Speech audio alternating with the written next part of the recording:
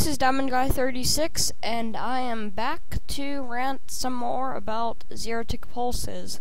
So, in one of my more recent videos, I was talking about short pulses, monostable pulses, zero-tick pulses, and all that good stuff. You know, instant wire. And I decided to make another video on it. What I've got here are some other things you can do with zero-tick pulses. I've been watching a video by Pi. If you haven't heard who he is, just go check him out. I'll have his video on this and his channel link in the description. But he did a video on zero-tick pulses where he used them to do some quite cool things, and this is the zero-tick pulse generator he used. So this is the first module. When we send pulse into here, it's going to power that piston, and it's probably better just to show you. There you go. It will extend the redstone block, and yeah, I'm not exactly sure how it works, but it creates a zero-tick pulse, or at least the basis for getting one out of these other machines, which are the same except they're missing that block there. They get a redstone block input from another piston in between that carries the signal, and yeah, you get a zero-tick pulse out of here, and this can be used for block teleportation.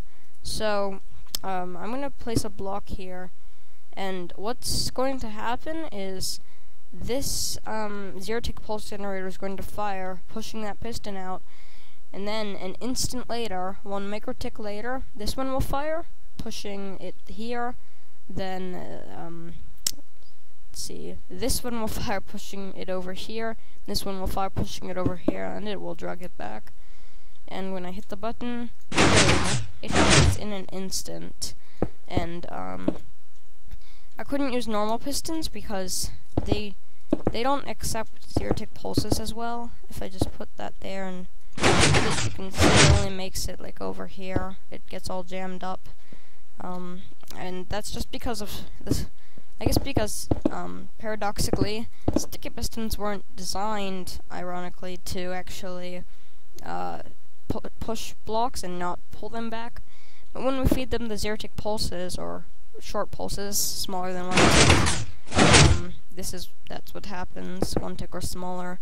And in game terms, all these pistons are extending at the same time, but in the processing terms of the game, when we actually hit the button, it's processing this first, and it's processing the movement of this piston first, then this piston, then this piston, then this piston. So it's like they went in order. It's like we had 2-tick repeater delays, except we don't need to wait those 2 ticks because they're being processed very quickly. So yeah, if you build a big enough machine, like Sandcarn did, I'll have some videos on that linked in the description too. You can teleport blocks, thousands of blocks. They're tiny machines you can build. They're massive, but unlike this redstone mess here, they allow you to transport blocks instantly. And furthermore, you can use the same concept to transfer items instantly. So I've got all these droppers are empty. I've got comparators running out of them into these little setups. The reason I have redstone lamps and fence gates, because the fence gates will activate instantly. The redstone lamps have a short delay. But yeah, we get a sound out of these, so I just decided to put them both there. But these are all empty, and I'm going to put an experience bottle in the dropper here. You'll see this turns on because there's an item in here, and the comparator detects that. And I'm going to, thought I had a button here. I'm going to put a button on there, hit it, and instantly it gets dispensed out of the last dispenser. And it works the same way as the pistons. In game terms, it's actually going to be powering this dropper, transferring the item to this dropper, and it'll power that one, transferring it to this one, so on down the line, into the dispenser, which is finally pulsed to shoot the XP bottle. And it obviously doesn't need to be an XP bottle. You could even have a chest at the end here, whatever you wanted to do. And yeah, there are also tileable designs you can use for doing this, transporting items indefinitely in an instant. Of course, there's going to be some server lag and whatnot, but yeah, you can see it instantly. Like, you don't even see the other comparators turn on. It's pretty crazy. Thought I had 3 in there. Guess not. But yeah, I actually attempted to make a double piston extender over here that used this, because normal double piston extenders will take at least 4 ticks to activate. This is probably your standard setup for double piston extender. And yeah, I was thinking, what if you could use I was thinking, what if you could use these 0-tick pulses to actually make an instant double piston extender, and I couldn't seem to do it. Tell me in the comments if you can figure out how to do this. But my idea was I would have like a lever here, and I'll get to why that's a button in a second. I had a lever here. I have a pair of 0-tick pulse generators. And so first this piston gets fired, and then this piston. So I'll just get rid of that, and we can see what's happening.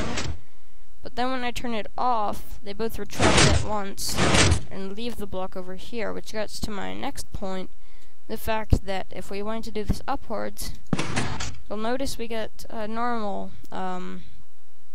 pace extension.